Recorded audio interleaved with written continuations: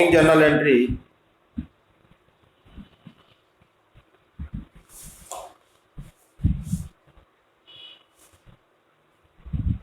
What is opening journal entry? When all the balances of assets, liabilities and capital are brought down in new accounting year, it is called opening journal entry. Assets, liabilities और capital का balance close नहीं होता है तो हम उसको एक साल से दूसरे साल में ट्रांसफर करते हैं। तो इनके सारे बैलेंसेस नए साल में लाने की एंट्री अपन ने किया था। एक assets account debit to liabilities to capital, एक बार याद आ रहा होगा आपको, पढ़ा नहीं वैसे। एक बड़ी सी एंट्री की थी हमने, assets account debit to liabilities and to capital. Assets account debit to liabilities to capital, it is opening journal entry. अब एक बार क्वेश्चन निकाल के देख लो, ऐसा अपन ने करा है। आपने नहीं पढ़ा वो एक अलग पॉइंट है।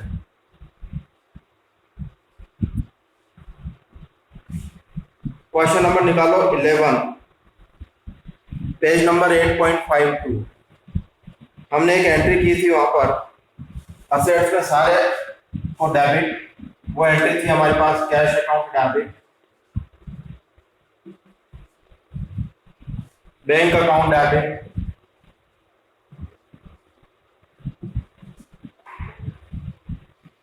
स्टॉक अकाउंट डेबिट,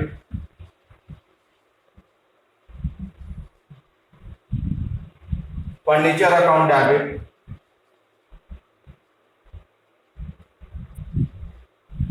डेटर्स कौन है, एक्स, यहाँ करेंगे x account debit, y account debit, z account debit,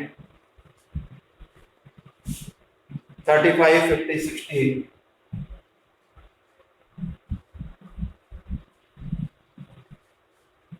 cash 60, 40, 150,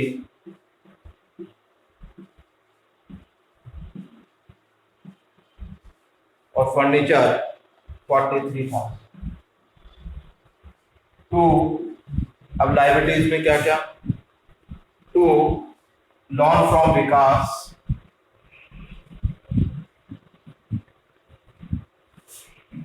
$60,000। To कौन क्रेडिटर से, ए टू बी, ए 22,500 और बी 30,000। फिर मैंने कहा था कि जो डिफरेंस बचता है बैलेंस वो हो जाएगा टू कैपिटल, मैंने लिखाया भी है टू कैपिटल, आप देखो अपने रजिस्टर में किया होगा कुछ।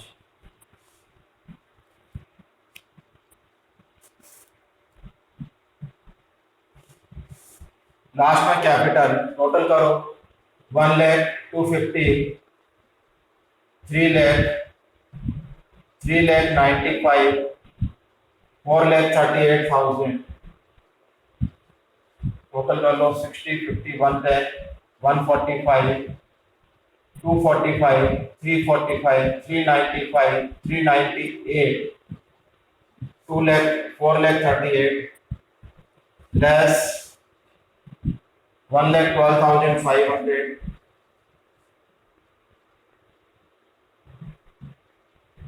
3,25,500। ऐसे बड़ी सी जनरल एंट्री पहले करा चुका हूं, पहले इसको लिखो वापस, पहले नहीं लिखा हो, लिखो जल्दी से।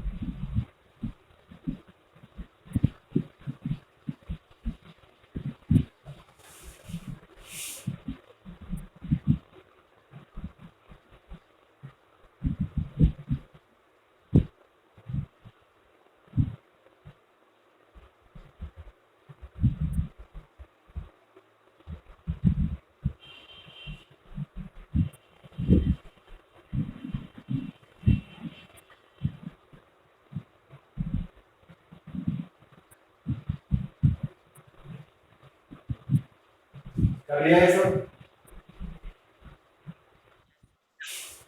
अब इनकी लेजर कैसे बनती है ये समझना है आज।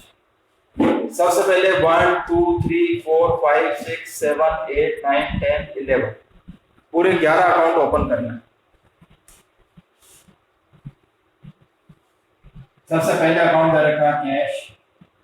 कैश में जो डेबिट है उसके डेबिट में लिखेंगे बैलेंस पीडी, जो क्रेडिट है उसके क्रेडिट में लिखेंगे बैलेंस पीडी।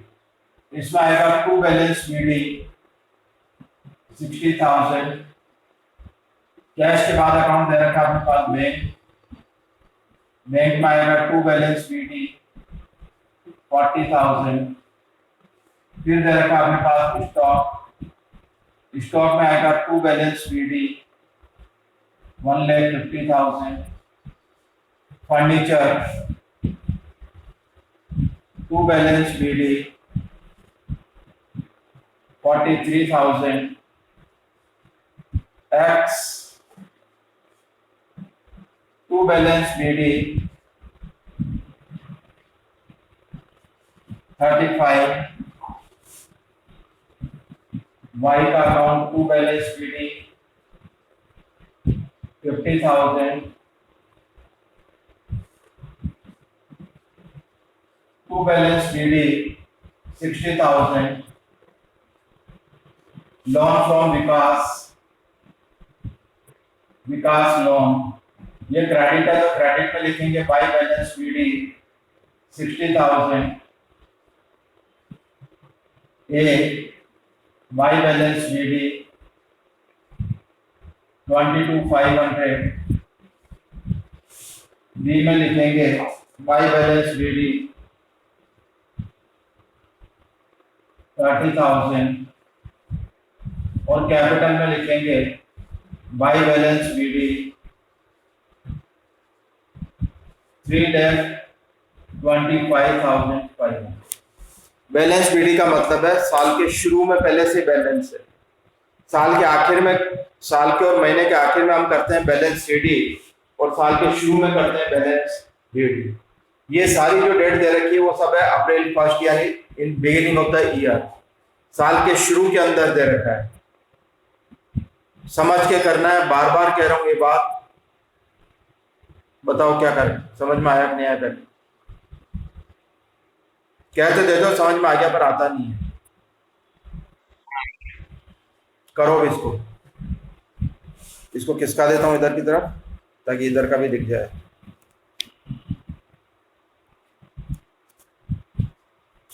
नीचे कैपिटल अकाउंट है ये।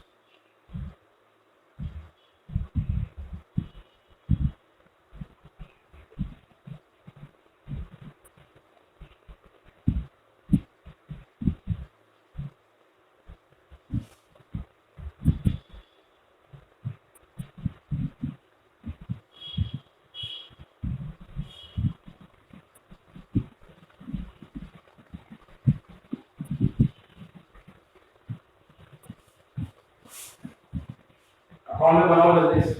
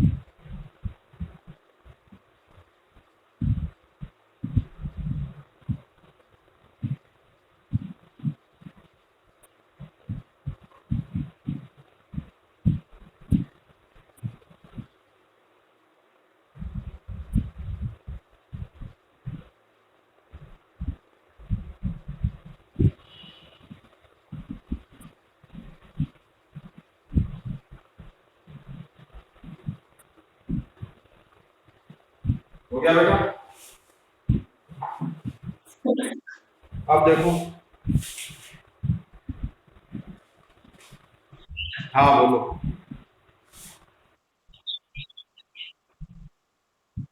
हाँ,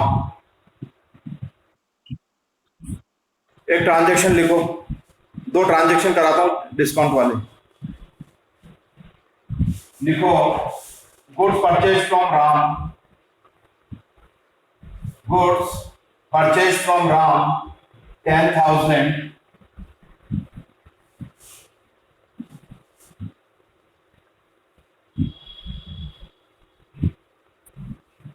cash paid to Ram 9,500 in full settlement, 9,500 in full settlement.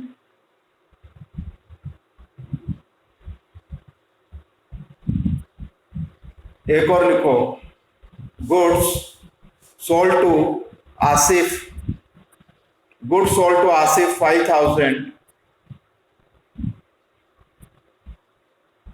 Cash received rupees 4,900, दूसरा ट्रांजेक्शन इसके आगे, cash received from Asif 4,900 in full settlement, in full settlement.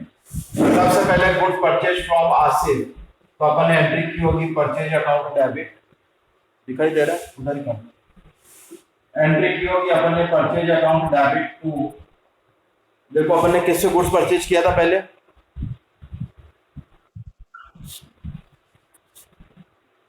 Purchase account debit to Ram 10,000।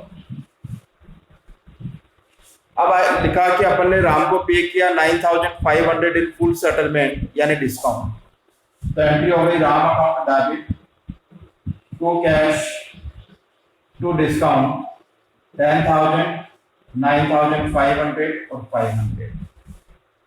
फिर एक entry और की अपन ने, goods sold to Asif, entry Asif account debit to cash to discount, sorry Asif account debit to sales, sale किया अपन ने 5,000, आसिफ से पैसा आ गया तो एंट्री हो गई cash account debit, discount account debit to Asif, आना था 5,000, आया 4,900, 100 रुपये डिस्काउंट। ये एंट्री अपन ने की है। अब लेजर बनाना है, सबसे पहले परचेज नहीं बना रहा था इसमें, परचेज डेबिट टू राम, तो ये लिख दिया अपन ने टू राम 10,000, राम में लिखा अपन ने बाय परचेज 10,000। अगली एंट्री है राम अकाउंट डेबिट। राम के डेबिट में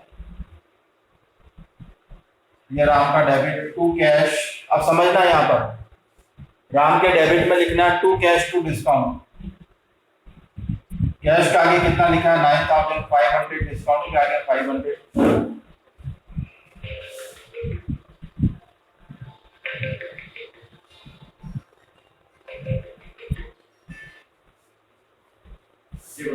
जय कृष्ण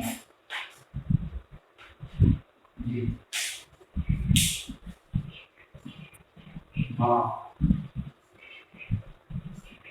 चलो बोलो। हाँ हाँ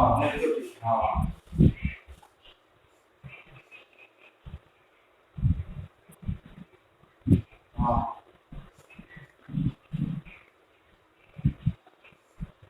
हाँ सही है।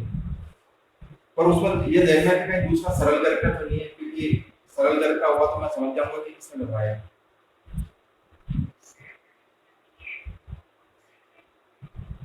वो ये लखोटिया जी का कोई सी है।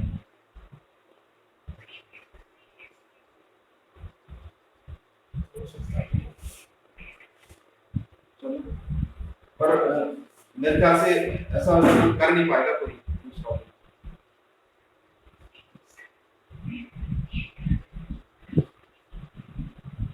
नहीं रेट पर अपने पास कमेटी के पास पावर भी तो है ना कि भाई अपने काम का भी तो है ना कि काम अगर वो उसके पास एक्सपीरियंस नहीं है या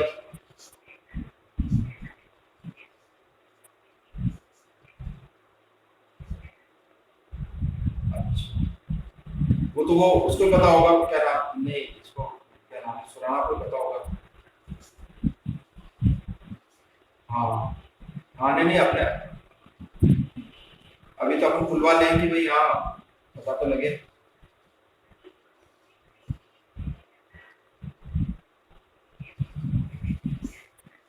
नहीं नहीं हो जाएगा इजी हो जाएगा। नहीं तो भी मैडम वीडियो करके भी करना पड़ेगा क्योंकि अपन को इसको मुकाम पर पहुंचाना है। हाँ हाँ ठीक है आज को नहीं वो करने कोई 10 डाल दे तो अपन 10 से काम जब आपको पता है काम हो ही नहीं सकता तो अपन तो डेली की पावती तो है ना आपके पास कमेटी के पास। हाँ कोई 1 रुपये डाल देगा तो अपन थोड़ी कर सकते।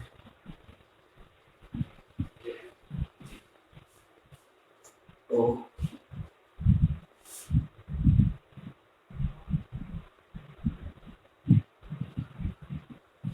हाँ बेटा राम के डेबिट में टू कैश टू डिस्काउंट। ये राम के डेबिट में आ गया टू कैश टू डिस्काउंट।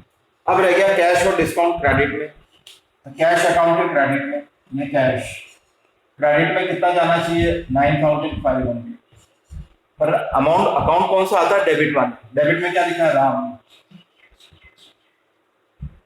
फिर देखो डिस्काउंट डिस्काउंट के क्रेडिट में 500 नाम कौन सा आएगा डेबिट वाला। आया समझ में ये।